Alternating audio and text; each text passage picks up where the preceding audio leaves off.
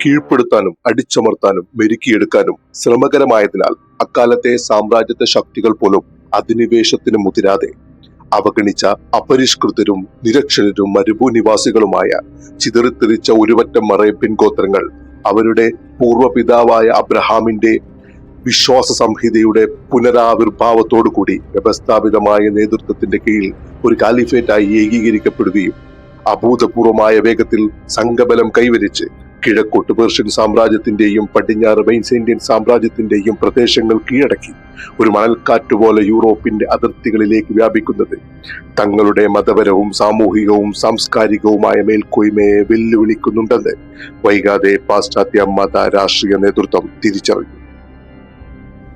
തങ്ങൾ വർഷങ്ങളായി അടിച്ചമർത്തി അവകാശങ്ങൾ നിഷേധിച്ച യഹൂദരും മറ്റു ക്രൈസ്തവ അവാന്ത വിഭാഗങ്ങളും അടക്കം ബൃഹത്തായ ഒരു മത സാംസ്കാരിക വൈവിധ്യ ജനസമൂഹം അറബ് സാമ്രാജ്യങ്ങൾക്ക് കീഴിൽ ഉന്നതി പ്രാപിക്കുന്നതും അവരും മുസ്ലിങ്ങളും ഒരൊറ്റ ജനതയായി പരിവർത്തിക്കപ്പെട്ട് ശാസ്ത്രീയവും സാമ്പത്തികവും രാഷ്ട്രീയവുമായ നേട്ടങ്ങൾ വെട്ടിപ്പിടിച്ച് ലോകത്തിന്റെ മേധാവിത്വം ഏറ്റെടുക്കുമോ എന്ന ഭയവും ഇസ്ലാമിക സുവർണ കാലഘട്ടങ്ങളിൽ സാങ്കേതിക വിദ്യയിലും ചൂഷണരഹിതമായ സാമ്പത്തിക രംഗങ്ങളിലും വ്യാപാര വാണിജ്യ പാതകളിൽ പുലർത്തുന്ന മേധാവിത്വങ്ങൾ വഴിയും അവർ കൈവരിക്കുന്ന നേട്ടങ്ങൾ സമീപ ഭാവിയിൽ തന്നെ തങ്ങളുടെ നിലനിൽപ്പിനെ തന്നെ ചോദ്യം ചെയ്തേക്കാമെന്ന ഭീതിയും ഈ ഉയർന്നുവരുന്ന മത സാംസ്കാരിക ഭീഷണിയെ തടുത്തു നിർത്താനും തകർത്ത് കളയാനുമുള്ള പദ്ധതികൾ ആവിഷ്കരിക്കാൻ അവരെ നിർബന്ധിതരാക്കി.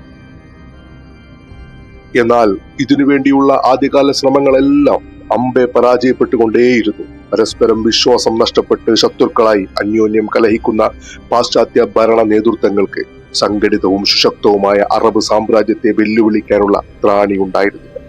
എന്തിനേറെ മെഡിറ്ററേനിയൻ സമുദ്രാതിർത്തിയിലുള്ള അന്തലൂസായി മാറ്റപ്പെട്ടുകൊണ്ടിരുന്ന സ്പെയിനും പോർച്ചുഗലും അടക്കം പല പാശ്ചാത്യൻ ഭൂപ്രദേശങ്ങളും അറബികൾക്ക് കീഴാവുകയും അവരുടെ സാംസ്കാരികമായ വൽക്കരണത്തിലേക്ക് നയിച്ചുകൊണ്ടേയിരിക്കുകയായിരുന്നു. അവ തിരിച്ചുപിടിക്കാനുള്ള ശ്രമങ്ങൾ പോലും ലക്ഷ്യസ്ഥാനത്തെത്താതെ വലിയ വലിയ നഷ്ടങ്ങളിൽ കലാശിക്കുന്നതും പതിവായിരുന്നു. അതിനാൽ പാശ്ചാത്യ നേതൃത്വം ക്രിയാത്മകമായ ദീർഘകാല അടിസ്ഥാനത്തിലുള്ള പദ്ധതികൾ ആവിഷ്കരിക്കാൻ നിർബന്ധിതരായി. അതിന്റെ മുന്നോടിയായി ഒരു ദ്വിമുഖ സമീപനവും തന്ത്രവും രൂപപ്പെടുത്തിയ അവർ ആദ്യം യൂറോപ്പിനെ പരസ്പര കലഹങ്ങളിൽ നിന്ന് അകറ്റി മതപരവും സാംസ്കാരികവുമായി ഒന്നിച്ചു നിർത്താനുള്ള തീവ്ര ശ്രമങ്ങൾ ആരംഭിച്ചു. നിരന്തരമായ വർഷങ്ങൾ നീണ്ട പരിശ്രമത്തിലൂടെ പൊതുശത്രുവിനെ ഉയർത്തിക്കാട്ടിയും അസ്തിത്വ പ്രതിസന്ധിയിലുള്ള അപകടം ഊന്നിയും മാർപ്പാപ്പ അടക്കമുള്ള മതമേലധ്യക്ഷന്മാരുടെ കാർമ്മികത്വത്തിലും സഹായത്തിലും ക്രമേണ ഒരു സ്വത്വബോധം വളർത്തിയെടുക്കാൻ അവർക്കിടയിൽ കഴിഞ്ഞു.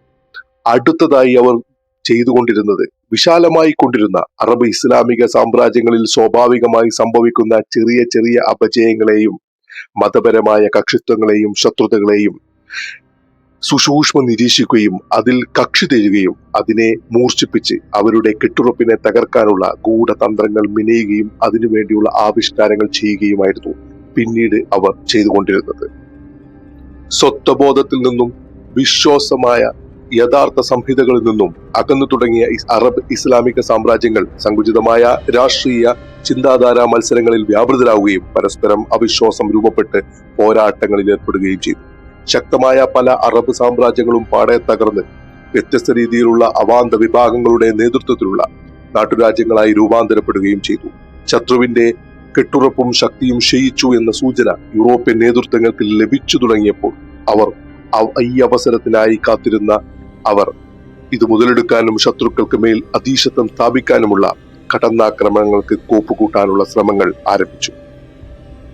ഈ ശ്രമങ്ങൾക്ക് തീ പടർത്താൻ മാർപ്പാപ്പ അടക്കമുള്ള മത സാംസ്കാരിക നേതൃത്വം അപരിഷ്കൃതരും അശുദ്ധരുമായ അറബികൾ എന്ന സരാസന്മാരുടെ കയ്യിൽ നിന്നും വിശുദ്ധ ദേശങ്ങൾ വീണ്ടെടുക്കുന്നതിന്റെ ആവശ്യകതയെപ്പറ്റിയും അത് ദൈവം വല്ലാതെ ആഗ്രഹിക്കുന്നു എന്ന നിലയിലും ജനങ്ങളിൽ അപരവൽക്കരണവും വിദ്വേഷവും വർദ്ധിപ്പിക്കാൻ നിരന്തരം ലേഖനങ്ങളുടെയും പ്രഭാഷണങ്ങളുടെയും കത്തുകളിലൂടെയും ശ്രമിച്ചുകൊണ്ടേയിരുന്നു. അതുമാത്രമല്ല, ഇതൊരു വിശുദ്ധ യുദ്ധമാണെന്ന് തെറ്റിദ്ധരിപ്പിക്കുകയും ഇതിൽ അണിചേരുന്നവർക്ക് നിരുപാധികം പാപമോചനം ഉണ്ടാകുമെന്നും അവർ ശക്തമായ രീതിയിൽ പ്രചരിപ്പിച്ചു. സാമൂഹികവും ഭരണപരവും രാഷ്ട്രീയവുമായ പല അപജയങ്ങളിലും നട്ടം തിരിഞ്ഞ യൂറോപ്പിലെ ജനങ്ങൾ അതിന് കാരണക്കാരായ തങ്ങൾക്കെതിരെ തിരിയാതിരിക്കാൻ ഈ പ്രചരണങ്ങൾക്ക് യൂറോപ്പിലെ രാജാക്കന്മാർ വെള്ളവും വളവും നൽകി പരിപോഷിപ്പിക്കുകയും ചെയ്തു. വിദ്വേഷവും അന്യമത വിരോധവും കാരണം യൂറോപ്പ് തിളച്ചുമറിയുകയും എല്ലാ മേഖലകളിലും പെട്ട അപാലവൃദ്ധം ജനങ്ങൾ അനുദിനം വിശുദ്ധ യുദ്ധത്തിന്റെ പടയണിയിലേക്ക് വന്നു ചേരുകയും ചെയ്തു. ചില പുരോഹിതന്മാർ പോലും തങ്ങളുടെ മതവേഷത്തിൽ തന്നെ ചുവന്ന സാംസ്കാരിക അടയാളം വഹിച്ചുകൊണ്ട് ആയുധമെടുത്തു. അങ്ങനെ നേതൃത്വങ്ങൾക്ക് പോലും നിയന്ത്രിക്കാൻ കഴിയാത്ത രീതിയിൽ വിദ്വേഷത്തിൽ ആയുധമണിഞ്ഞ ആ ഉന്മാദ അക്രമ സംഘം യൂറോപ്പിന്റെ മണ്ണിൽ അതിശക്തമായി സംഘടിപ്പിക്കപ്പെടുകയും അനിവാര്യമായ സാംസ്കാരിക സംഘട്ടനത്തിന് കാഹളം മുഴങ്ങുകയും ചെയ്തു. പിൽക്കാലത്ത് കുരിശ് യുദ്ധങ്ങൾ എന്ന പേരിൽ കുപ്രസിദ്ധമായ കണ്ണിൽ ചോരയില്ലാത്ത ക്രൂരതയുടെ നാളുകളിലേക്ക് മധ്യപൂർവ്വ ദേശങ്ങൾ എടുത്തെറിയപ്പെടാൻ പോവുകയായിരുന്നു. സാമൂഹിക അന്തരീക്ഷത്തിൽ രക്തത്തിന്റെ ഗന്ധം പരക്കാൻ തുടങ്ങിയപ്പോൾ ഈ മാറ്റം പല കാലഘട്ടങ്ങളിൽ ജെറൂസലേമിൽ നിന്നും മറ്റ് അറബ് പ്രദേശങ്ങളിൽ നിന്നും യൂറോപ്പിലേക്ക് പലായനം ചെയ്യപ്പെട്ട് രണ്ടാം തരം പൗരന്മാരായി പ്രതികൂല സാഹചര്യങ്ങളിലും ജീവിതം കെട്ടിപ്പടുത്ത അസംഘടിതരും അരക്ഷിതരുമായ യഹൂദരെ വല്ലാതെ ഭയപ്പെടുത്തി. നൂറ്റാണ്ടുകളായി യൂറോപ്പിൽ താമസിച്ചിട്ടും അവരെ ഒരു ജനതയായി അംഗീകരിക്കാനോ പൗരത്വം നൽകാനോ തയ്യാറാകാതെ യേശുവിന്റെ ഘാതകർ എന്ന മുദ്രകുത്തി സമൂഹത്തിൽ നിന്ന് ഒറ്റപ്പെടുത്തി ശത്രുതാ മനോഭാവം പുലർത്തുന്ന യൂറോപ്യൻ ജനങ്ങൾ ഈ ഉന്മാദ അവസ്ഥയിൽ തങ്ങൾക്ക് നേരെ തിരിയുമോ എന്ന് അവർ കാര്യമായി ഭയപ്പെട്ടു. പരിമിതമായ രീതിയിൽ അവർ രൂപപ്പെടുത്തിയ പ്രതിരോധ നിർബന്ധികളിലേക്ക് പിൻവലിഞ്ഞുകൊണ്ട് അവിടങ്ങളിൽ ഒതുങ്ങിക്കൂടി സമൂഹങ്ങളിലെ ഈ വർദ്ധിച്ചു വരുന്ന രക്തം മണക്കുന്ന ചലനങ്ങളെ വീക്ഷിച്ചുകൊണ്ടേയിരുന്നു. ഒടുവിൽ അവർ ഭയപ്പെട്ടത് തന്നെ സംഭവിച്ചു. കടുത്ത യഹൂദ വിരോധം തളം കെട്ടിയിരുന്ന യൂറോപ്പിൽ വിദൂരതയിലുള്ള ശത്രുവിനെ നേരിടുന്നതിന് മുമ്പ് തങ്ങളുടെ കൺവെട്ടത്തുള്ള ശത്രുവിനെ തകർത്തുകൊണ്ട് പരിശീലിക്കാൻ തന്നെ കുരിശു പോരാളികൾ തീരുമാനിച്ചു. അതുമാത്രമല്ല, കഠിന പ്രയത്നം കൊണ്ട് യഹൂദർ സ്വരൂപിച്ച സമ്പത്ത് കൈക്കലാക്കി അത് പടയോട്ടങ്ങളിലേക്ക് വിനിയോഗിക്കുക എന്ന നീച ലക്ഷ്യം കൂടി ഇതിന്റെ പിന്നിലുണ്ടായിരുന്നു. സർവായുധ സജ്ജരായി സെൽജൂത്ത് ഫാത്തിമേറ്റ് സാമ്രാജ്യങ്ങൾക്ക് കീഴിലുള്ള ജെറൂസലേമിലേക്ക് മാർച്ച് ചെയ്യുന്നതിന് മുമ്പ് യൂറോപ്പിലെ യഹൂദ ആവാസ കേന്ദ്രങ്ങളിലേക്ക് കുരിശു പോരാളികൾ കടുത്ത ആക്രമണങ്ങൾ അഴിച്ചുവിട്ടു.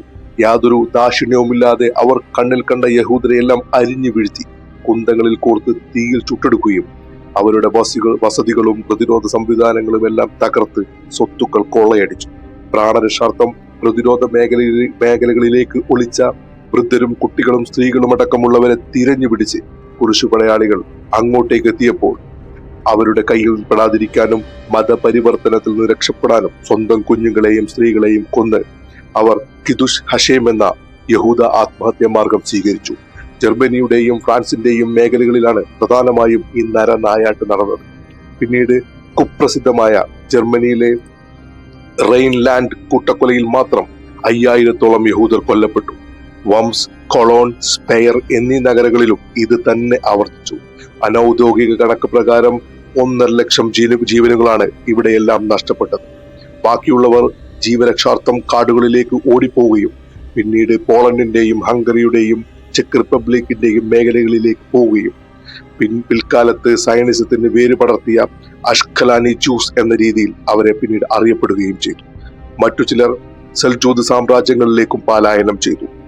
ഇവിടങ്ങളിൽ നിന്ന് രക്ഷപ്പെടാൻ ശ്രമിക്കാത്ത യഹൂദരെ ലക്ഷക്കണക്കിന് യഹൂദർക്ക് നിർബന്ധിത മതപരിവർത്തനത്തിന് വിധേയരാകപ്പെടേണ്ടി വന്നു. അവരുടെ സ്ത്രീകളെ ക്രൂരമായ രീതിയിൽ മാനഭംഗപ്പെടുത്തുകയും അവരുടെ കുഞ്ഞുങ്ങളെ അരിങ്കൊല ചെയ്യപ്പെടുകയും ചെയ്തു. തങ്ങളുടെ ശത്രുക്കളെന്ന് അവർ സംശയിച്ച സകലരെയും ഭസ്മമാക്കിക്കൊണ്ട് കുരിശുസേന ജെറൂസലേമിൽ പ്രവേശിച്ചു. പ്രതിരോധം ദുർബലമായിരുന്ന സെൽജൂദ് തുർക്കികളെ എളുപ്പത്തിൽ വേട്ടയാടി. അവരെ കീഴടക്കി മുസ്ലിങ്ങളെയും യഹൂദരെയും അവർ ഒരുപോലെ വേട്ടയാടി. എന്നാൽ ആയുധസജ്ജരായ മുസ്ലിങ്ങളെക്കാൾ അവർക്ക് ജീവനാശമില്ലാതെ കൊലപ്പെടുത്താനും വേട്ടയാടാനും എളുപ്പം നിരായുധരായ യഹൂദരായിരുന്നു.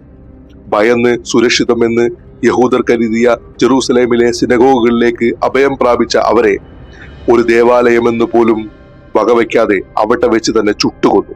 ഓടിപ്പോകാൻ തുനിഞ്ഞവരെ പിന്തുടർന്ന് വാളിന് ഇരയാക്കി. ഒരാഴ്ചയോളം നീണ്ടു നിന്ന സംഹാര താണ്ഡവത്തിനൊടുവിൽ ശവങ്ങൾ കൊന്നുകൂടിയ ജെറൂസലേമിന്റെ വേദികളിൽ കണം കാൽവരെ രക്തം തളം കെട്ടിക്കിടന്നിരുന്നു. അവിടെ നിന്ന് സർവ്വതും നഷ്ടപ്പെട്ട് രക്ഷപ്പെട്ട യഹൂദർ ഈജിപ്തിലേക്കും ഉത്തരാഫ്രിക്കയിലേക്കും പലായനം ചെയ്തു. പിടിക്കപ്പെട്ട യഹൂദരെ മതം മാറ്റുകയോ അടിമകളാക്കുകയോ ചെയ്തു. സലാഹുദ്ദീൻ അയ്യൂബിയുടെ കാലത്ത് 3-ാം കുരിശ് യുദ്ധത്തിൽ ജെറൂസലേം വിഭജിക്കപ്പെടുന്നതുവരെ അവർ ഈ പീഡനം അനുഭവിക്കേണ്ടി വന്നു. ഇതേ സമയം അങ്ങ് പടിഞ്ഞാറ് ലൈബീരിയൻ പെനിൻസുലയിൽ പോർച്ചുഗലിനെയും സ്പെയിനിനെയും അറബ് ഭരണത്തിൽ നിന്നും സംസ്കാരത്തിൽ നിന്നും മോചിപ്പിക്കാനുള്ള റീകോൺകസ്റ്റ നടക്കുകയായിരുന്നു. സെവിയയും കറ്റലാനും കേന്ദ്രീകരിച്ച് പോപ്പിന്റെ ആശീർവാദത്തോടുകൂടി പ്രഭുക്കളായ ഫെർഡിനാൻഡും ഇസബല്ലയും നഷ്ടപ്പെട്ട ഭൂപ്രദേശങ്ങൾ പതിയെ തിരിച്ചു പിടിച്ചു തുടങ്ങിയിരുന്നു. ഈ ഭൂമിശാസ്ത്രപരമായ ഉണ്ടായ രാഷ്ട്രീയ മാറ്റങ്ങൾ ഗുരുതരമായി ബാധിച്ചത് ഇസ്ലാമിക സുവർണകാലത്ത് മറ്റു പ്രദേശങ്ങളെക്കാൾ എല്ലാ മേഖലയിലും ഉന്നതി പ്രാപിച്ച യഹൂദരെ തന്നെയായിരുന്നു. ഓരോ അന്തലൂസിയൻ പ്രവിശ്യകളും വീഴുമ്പോഴും ഭരണകൂടത്തിന്റെ ഭാഗമായി അവരും ആക്രമിക്കപ്പെടുകയും മറ്റു പ്രവിശ്യകളിലേക്ക് പലായനം ചെയ്യപ്പെടേണ്ട അവസ്ഥ സംജാതമാവുകയും ചെയ്തിരുന്നു. ഇതവർക്ക് അതുവരെ സംഭരിച്ചു വെച്ച വലിയ സമ്പത്തിന്റെ നഷ്ടവും ശാസ്ത്രീയവും സാങ്കേതികവുമായി അവരുണ്ടാക്കിയ മുന്നേറ്റങ്ങളുടെ അപജയവുമാണ് സമ്മാനിച്ചത്. ഒടുവിൽ അവസാന ശക്തി കേന്ദ്രമായ ഗ്രനാഡയിൽ അവർ തിങ്ങി നിറഞ്ഞു. എന്നാൽ ദുർബലമായ അവസാന ആശ്വാസമായ ആ തുരുത്തും വീണപ്പോൾ നൂറ്റാണ്ടുകളോളം സമ്പൽ സമൃദ്ധിയിൽ ജീവിച്ച സെഫാർഡിക് സ്പാനിഷ് യഹൂദർ അവർക്ക് കേട്ടറിവുള്ള അവരുടെ പൂർവികർ അനുഭവിച്ച പരീക്ഷണങ്ങളിലേക്ക് എടുത്തെറിയപ്പെട്ടു. കടുത്ത ശത്രുത മനോഭാവം വെച്ചു പുലർത്തിയ സ്പാനിഷ് ഭരണകൂടം ഇൻക്വിസിഷൻ എന്ന ഓമനപ്പേരിൽ അറിയപ്പെട്ട നടപടിയിലൂടെ സ്പാനിഷ് മുസ്ലിങ്ങളെയും യഹൂദരെയും കഠിനമായി പീഡിപ്പിക്കുകയും നിർബന്ധിത മത പരിവർത്തനത്തിന് വിധേയമാക്കുകയും ചെയ്തു. അങ്ങനെ മതം മാറ്റപ്പെട്ട അവരെ കോൺവെർസോസ് എന്ന പേരിൽ പ്രത്യേകം നിരീക്ഷിക്കുകയും രഹസ്യമായി യഹൂദ വിശ്വാസങ്ങൾ പിന്തുടരുന്നുണ്ടോ എന്ന് അവർ നിരീക്ഷിച്ചു നോക്കി. അങ്ങനെ പിന്തുടർന്നവർക്കെതിരെ ശക്തമായ രീതിയിലുള്ള ശിക്ഷകളും വധവും അവർ നടപ്പാക്കുകയും ചെയ്തു. വലിയ വലിയ മരത്തടികളിൽ പിടിച്ചു കെട്ടിയും പച്ചയ്ക്ക് കത്തിച്ചും കുരിശു തറച്ചും ശക്തമായ ആണിയും ഉരുക്കും ഒഴിച്ചും അതുപോലെ ശ്വാസം മുട്ടിച്ചും വലിയ രീതിയിലുള്ള ക്യാനുകളിൽ ഇട്ട് കത്തിച്ചെടുത്തും പല രീതിയിൽ അവരെ ചിത്രവും ചെയ്തുകൊണ്ടേയിരുന്നു. യാതൊരു രീതിയിലും അവരെ സ്വതന്ത്രമായി ജീവിക്കാൻ അവർ സമ്മതിച്ചിരുന്നില്ല. യഹൂദ കുഞ്ഞുങ്ങളെ നിർബന്ധപൂർവം ക്രൈസ്തവ മത ആചാരങ്ങൾ പഠിപ്പിക്കുകയും അവരുടെ മാതാപിതാക്കളിൽ നിന്ന് വേർപിരിപ്പിക്കുകയും ചെയ്തിരുന്നു. മതാചാരപരമായുള്ള മാംസവും വിശ്വാസാചാരങ്ങളും സമ്പത്ത് പോലുള്ള കർമ്മങ്ങളും വിലക്കുകയും ചേലാകർമ്മം അനുഷ്ഠിക്കുന്നത് നിരോധിക്കുകയും ചെയ്തു. അവർക്ക് മുകളിൽ വലിയ വലിയ മതനികുതികൾ ചുമത്തുകയും ആരാധനാലയങ്ങളും മറ്റ് മതകേന്ദ്രങ്ങളും നിശേഷം നശിപ്പിക്കുകയും ചെയ്തു. എന്നിട്ടും രഹസ്യമായി തങ്ങളുടെ വിശ്വാസ സത്വം നിലനിർത്തിയ യഹൂദർക്ക് അവസാനം അവർ അന്ത്യശാസനം നൽകി. ഒന്നുകിൽ പൂർണ്ണമായും ക്രിസ്ത്യാനിയായി ജീവിക്കുക, അല്ലെങ്കിൽ മരിക്കുക, അതുമല്ലെങ്കിൽ രാജ്യം വിടുക. ഒടുവിൽ കയ്യിൽ കിട്ടിയതെല്ലാം എടുത്ത് ഗത്യന്തരമില്ലാതെ അവർ രാജ്യം വിടാൻ തന്നെ തീരുമാനിച്ചു. ഒരു നല്ല വിഭാഗം യഹൂദർ ഒട്ടോമൻ തുർക്കികളുടെ സാമ്രാജ്യങ്ങളിലേക്ക് പോയപ്പോൾ മറ്റൊരു വിഭാഗം മൊറിസ്കോസ് എന്ന അവരുടെ കൂടെ തന്നെ പീഡിപ്പിക്കപ്പെട്ടുകൊണ്ടിരുന്ന മോറിഷ് സ്പാനിഷ് മുസ്ലിങ്ങളുടെ കൂടെ മൊറോക്കോയിലേക്ക് പലായനം ചെയ്തു. അതേസമയം കിഴക്ക് ക്രൈസ്തവ ജെറൂസലേം നേതൃത്വം ക്ഷയിക്കുകയും യൂറോപ്പിൽ മറ്റ് അന്തചിത്രങ്ങൾ ഉടലെടുക്കുകയും ചെയ്തു. സലാഹുദ്ദീൻ അയ്യൂബിയുടെ നേതൃത്വത്തിൽ മൂന്നാം കുരിശ് യുദ്ധത്തിൽ ജെറൂസലേം വീണ്ടും മുസ്ലിങ്ങൾക്ക് കീഴാവുകയും അവിടെ അടിമകളാക്കി നരക ജീവിതം നയിച്ചു കൊണ്ടിരുന്ന യഹൂദർക്ക് മോചനം ലഭിക്കുകയും ചെയ്തു.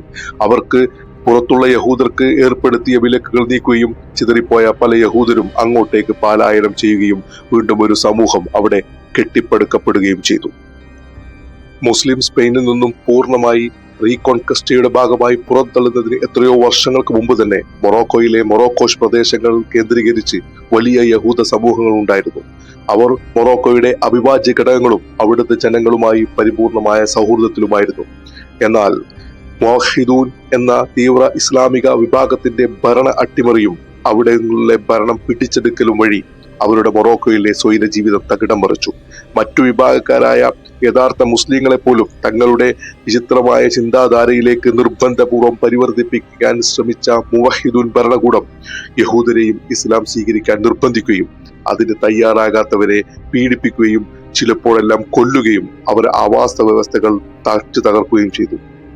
അവരെ വലിയ രീതിയിലുള്ള മതനികുതി ചുമത്തി പലായനം ചെയ്യാൻ നിർബന്ധിക്കുകയും ശ്വാസം മുട്ടിക്കുകയും ചെയ്തു. ഒടുവിൽ ഗത്യന്തരമില്ലാതെ അൾജീരിയ, ടുണീഷ്യ, ഈജിപ്ത് എന്നിവിടങ്ങളിലേക്ക് യഹൂദർ പലായനം ചെയ്തു. മുവഹിദൂൻ ഭരണകൂടം അവസാനിച്ചിട്ടും അവർ തിരിച്ചു വരാൻ കൂട്ടാക്കിയില്ല. പിന്നീട് ഒരിക്കലും യഹൂദരുടെ ഒരു വലിയ സമൂഹം മൊറോക്കോയിൽ ഉണ്ടായിട്ടുമില്ല. ഈജിപ്തിലും ജെറൂസലേമിലും വീണ്ടും യഹൂദ സമൂഹങ്ങൾ ശക്തിപ്പെട്ടുകൊണ്ടേയിരുന്നു. എന്നാൽ നാലാം കുരിശ് യുദ്ധത്തിൽ അഖോം നഗരം മംലൂക്കുകൾ പിടിക്കുകയും പശ്ചിമേഷ്യയിലെ അവസാന ക്രൂസൈഡ് നഗരം വീഴുകയും ചെയ്തു. എന്നാൽ അവിടെ ഉണ്ടായിരുന്ന യഹൂദർ കുരിശു പോരാളികളെ സഹായിച്ചു എന്ന സംശയത്തിൽ മംലൂക്കുകൾ അവരെ വൈരാഗ്യ ബുദ്ധിയോടെ വേട്ടയാടി. അവർ കൂട്ടക്കൊലകൾക്കും ബഹിഷ്കരണങ്ങൾക്കും വീണ്ടും വിധേയരായി. ഇതിന്റെ ബാക്കി പത്രം എന്നോണം മംലൂക്ക് ശക്തികേന്ദ്രങ്ങളായ ഈജിപ്തിലും ജെറൂസലേമിലും അവർ വീണ്ടും പീഡിപ്പിക്കപ്പെട്ടു. അതോടുകൂടി അവർ വീണ്ടും ഒരിക്കൽ കൂടി ജെറൂസലേം വിടാൻ നിർബന്ധിതരായി. യൂറോപ്പിന്റെ മറ്റു ഭാഗങ്ങളിലേക്കും മധ്യേഷ്യയിലേക്കും അവർ പലായനം ആരംഭിച്ചു. പ്രധാനമായും തുർക്കികളുടെ ഭൂപ്രദേശങ്ങളിലേക്കാണ് അവർ കൂടുതൽ പലായനം ചെയ്യുകയും അവരെ അവർ കൈ നീട്ടി സ്വീകരിക്കുകയും ചെയ്തു. അങ്ങനെ അവിടങ്ങളിലെല്ലാം ഒരു ശക്തവും സാമ്പത്തികവുമായ നില കെട്ടിപ്പടുക്കാൻ യഹൂദർക്ക് കഴിയുകയും ചെയ്തു. യൂറോപ്പിൽ രൂപം കൊണ്ട നവോത്ഥാനത്തിന്റെയും പരിവേഷണത്തിന്റെയും കാലഘട്ടമായപ്പോഴേക്കും സാമൂഹിക ഘടനകളിൽ വന്ന മാറ്റവും യഹൂദരുടെ ജീവിതത്തിൽ ചില അയവുകൾ വരുത്തി. വംശീയ വേർതിരിവുകളില്ലാത്ത നാടുകളിലും വിദൂര മേഖലകളിലേക്കും അവർ പലായനം ചെയ്യാൻ ആരംഭിക്കുകയും അവിടങ്ങളിൽ കഠിന പ്രയത്നം കൊണ്ടും സഹവർത്തിത്വം കൊണ്ടും വലിയൊരു സമൂഹമായി വളരാനും അവർക്ക് കഴിഞ്ഞു. അമേരിക്കയും കിഴക്കൻ ആഫ്രിക്കൻ രാജ്യങ്ങളായ എത്യോപ്യയും ഏഷ്യയിലെ വൻ ശക്തിയായ ഇന്ത്യയുമെല്ലാം ഇതിൽ ഉൾപ്പെടും. യൂറോപ്പിൽ അപ്പോഴും യഹൂദ വിരോധത്തിന് കുറവൊന്നും ഉണ്ടായിരുന്നില്ല. പരസ്പരം യുദ്ധങ്ങളിലും ഏർപ്പെടുന്നതും കലഹങ്ങളിൽ ഏർപ്പെട്ടുകൊണ്ടിരുന്നതും ഒട്ടോമൻ തുർക്കികളുടെ ശക്തമായ അധിനിവേശ ആക്രമണങ്ങളെ എതിർക്കുന്നതിനും ശ്രദ്ധ കേന്ദ്രീകരിച്ചതിനാൽ അവർ യഹൂദികളെ വിസ്മരിച്ചു എന്ന് മാത്രം. ഈ കാലയളവിൽ സംഘടിതമായ സഹവർത്തിത്വ ജീവിത രീതി കൊണ്ടും അറബ് സുവർണകാലത്ത് സ്വായത്തമാക്കി കൈമാറ്റം ചെയ്യപ്പെട്ട അറിവും കഴിവും പ്രയോജനപ്പെടുത്തിയും അവർ സമൂഹത്തിൽ മികച്ച നില കെട്ടിപ്പടുത്ത് സമൃദ്ധമായി മുന്നോട്ട് പോയിക്കൊണ്ടിരുന്നു. എന്നാൽ വിയന്നയിൽ ഒട്ടോമൻ തുർക്കികൾ പരാജയപ്പെടുകയും യൂറോപ്പിലേക്ക് അടുത്ത കാലത്തൊന്നും കടന്നുകയറ്റം താൽക്കാലികമായി ഉണ്ടാകില്ല എന്ന് ഉറപ്പുകയും ചെയ്തപ്പോൾ തുർക്കികളുടെ അടുപ്പക്കാരായ ജീവിത സാഹചര്യങ്ങളിൽ ഉയർന്നു നിൽക്കുന്ന യഹൂദന്മാരോടുള്ള മനോഭാവത്തിൽ മാറ്റങ്ങൾ പ്രകടമായി. കടുത്ത സാമ്പത്തിക ദുരന്തങ്ങളും പ്ലേഗ് പോലുള്ള മാരക രോഗങ്ങളുടെ വ്യാപനവും യൂറോപ്പിലാകെ ഗ്രഹിച്ച സാമ്പത്തികവും രാഷ്ട്രീയവും സാമൂഹികവുമായ അനിശ്ചിതത്വവും അതിൽ നിന്ന് ശ്രദ്ധ കേന്ദ്രീകരിക്കാൻ ഭരണാധികാരികൾക്ക് ഒരു ശത്രുവിനെ വേണമായിരുന്നു. സ്വാഭാവികമായും അത് പൊതുവെ സമൂഹത്തിൽ നിന്ന് ഒറ്റപ്പെടുത്തിയിട്ടും തളരാതെ അതിജീവിച്ചു കൊണ്ടിരുന്ന പരമ്പരാഗതമായ ശത്രുവായ യഹൂദരുടെ മുകളിൽ തന്നെ പതിച്ചു. അതോടെ വീണ്ടും യൂറോപ്പ് അകാരണമായി യഹൂദന്മാരുടെ ദുരന്ത ഭൂമിയായി. തങ്ങൾക്ക് നേരെ ചീറ്റുന്ന യുക്തിരഹിതമായ വിദ്വേഷ കുപ്രചരണങ്ങളുടെ പ്രവാഹം കണ്ട് ആ യഹൂദ സമൂഹം, നിസ്സഹായരായ സമൂഹം അന്തിച്ചു നിന്നു. ഓരോ തെരുവിലും അനിവാര്യമായ പീഡനമോ ദുരന്തമോ മരണമോ പതിയിരിക്കുന്നതായി ഓരോ ജൂതനും തോന്നി. അവർ വീണ്ടും അവരിലേക്ക് തന്നെ ഉൾവലിയാൻ തുടങ്ങി. എന്നാൽ വേട്ടക്കാർ അവരെ തേടിയെത്തുക തന്നെ ചെയ്തു.